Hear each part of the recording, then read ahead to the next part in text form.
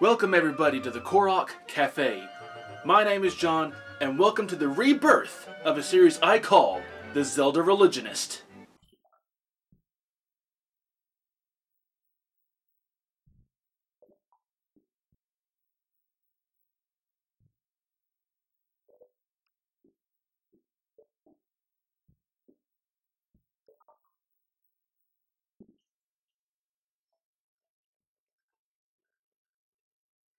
The Zelda Religionist is a series that I came up with a long time ago when Breath of the Wild first released, or was announced rather.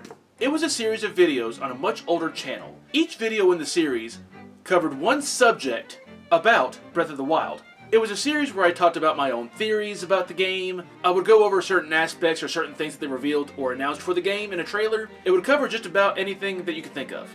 I kept it rolling for a long time, and then eventually I went into other games beside Breath of the Wild, continuing the same concept, talking about theories and such.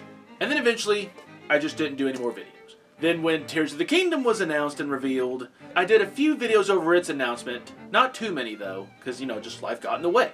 And I'm not really sure what relit the fire, but a few months ago, I just really got the itch to do Zelda Religionist videos again.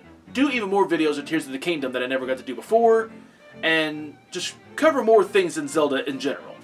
Well, funnily enough, after I got the itch to bring this series back, what did we get?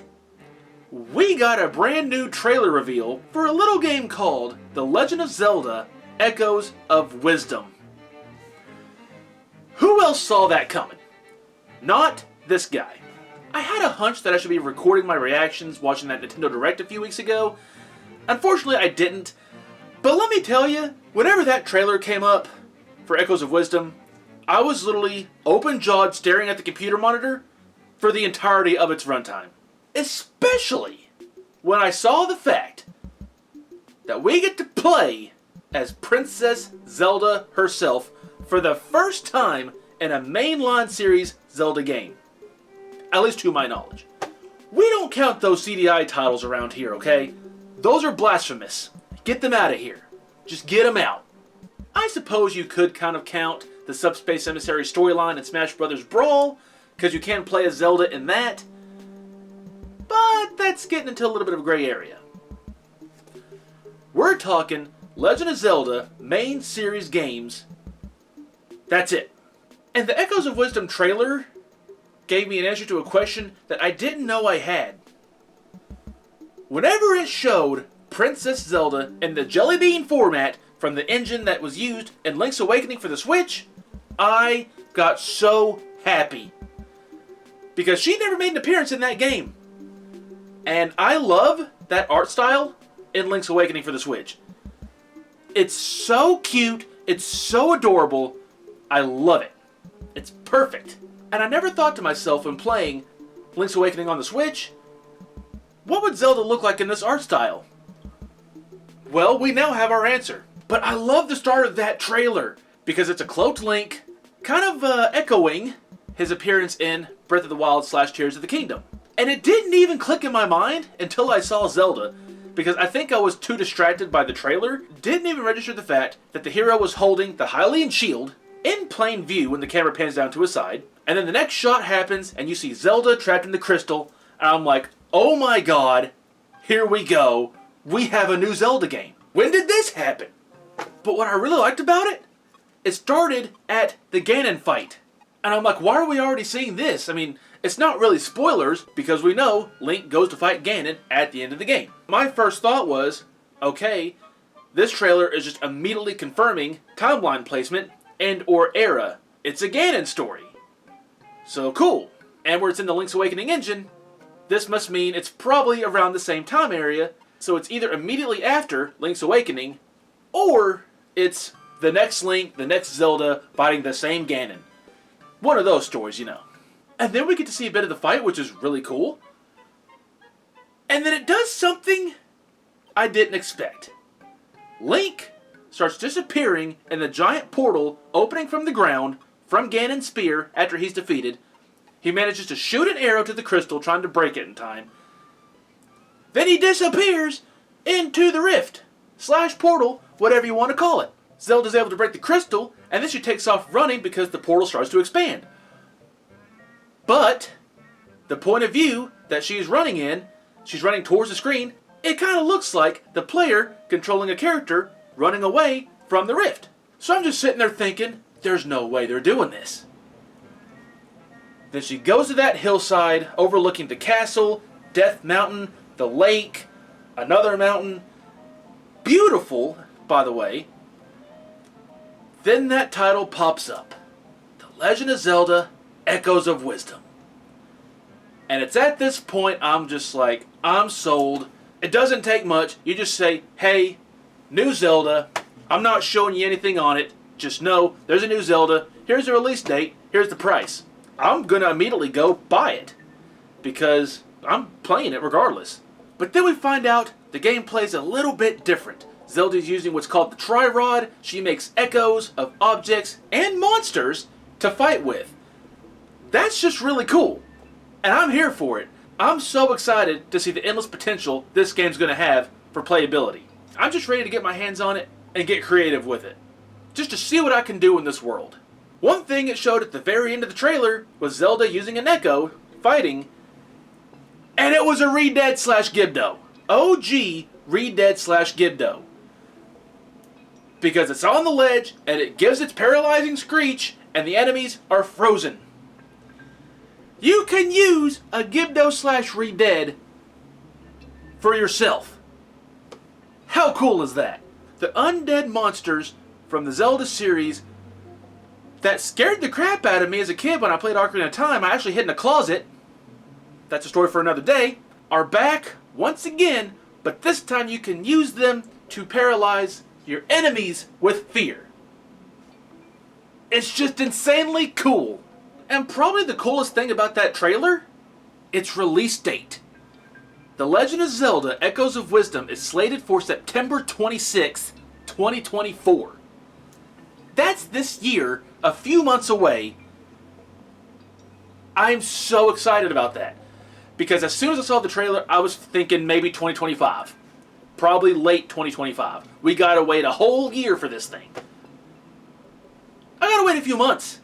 The Legend of Zelda Breath of the Wild was announced in 2014. Think about that. It was announced in 2014, and it wasn't released until 2018, I think. 2019, maybe.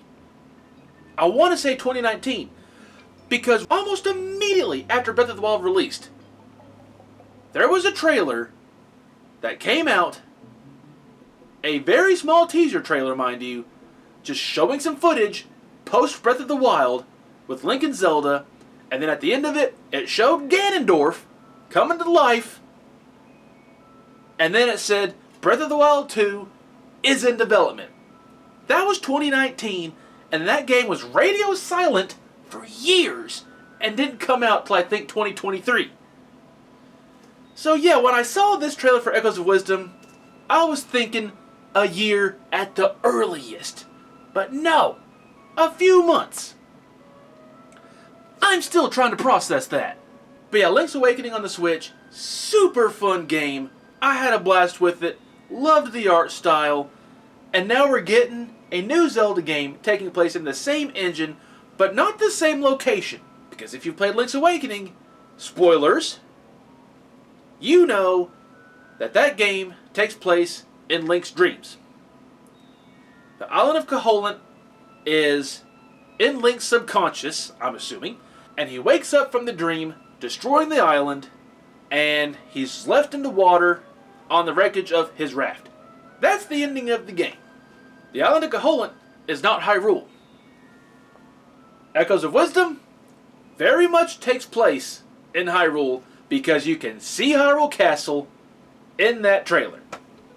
So excited that we're getting a Hyrule map in the Jelly Bean art style of Link's Awakening on the Switch. And I'm calling it the Jelly Bean style because I have a very good friend who draws in an art style that she calls the Jelly Bean style, and it is very much the style of Link's Awakening on the Switch and Echoes of Wisdom. I literally messaged her whenever Link's Awakening on the Switch was announced, showing her that trailer, and was like, "Look! It's in your Jelly Bean art style!" She thought it was pretty cool, and it made her happy. And also, there might be a couple other things you notice, other than Hyrule Castle, in that opening shot of the trailer, when it reveals the title. And it could be some things that may potentially tell us what Hyrule era we are in for Echoes of Wisdom. And if I'm right, I'm going to be very happy. But all that talk is for another video. Because this video right here is just my initial explosion of thoughts and reactions on Legend of Zelda Echoes of Wisdom. And it's a really good way to open the door, or should I say reopen the door, to the series of the Zelda Religionist. But like I was saying earlier, it's a series I did a long time ago, and a couple months ago, I got the itch to do it again, and then conveniently, we get a new Zelda game. And that's how the Zelda Religionist has started in the past. A Zelda game came out, and I got really excited about it, and I just wanted to share my thoughts on it. So, I grabbed the camera, stood in front of my Zelda shrine, grabbed my notebook, and I started recording. And then I want to do it again, and I have a brand new Zelda game to talk about. It's almost like it was meant to be. But I think that's going to wrap it up for this video. Like I said, we got a lot more to talk about for Echoes of Wisdom, but that's for another day. Make sure you check back in the Korok Cafe and just see what theories I've got brewing for Echoes of Wisdom. Are they super crazy? Nah. Well, maybe. We'll see. Well, I guess all that's left to do now is just start counting down the days to September 26th. As I've already stated, I'm super excited. I'm so excited for this game. And every time a new Zelda game is announced, this is pretty much how I am. Super excited, can't contain it, and I just start talking about everything I saw in the trailer. Whether I'm recording or not. I've always done this. So, get used to this. But thank you for tuning in to the Korok Cafe. My name has been John. This has been the rebirth of the Zelda Religionist. And until the next time I see you, you all take care.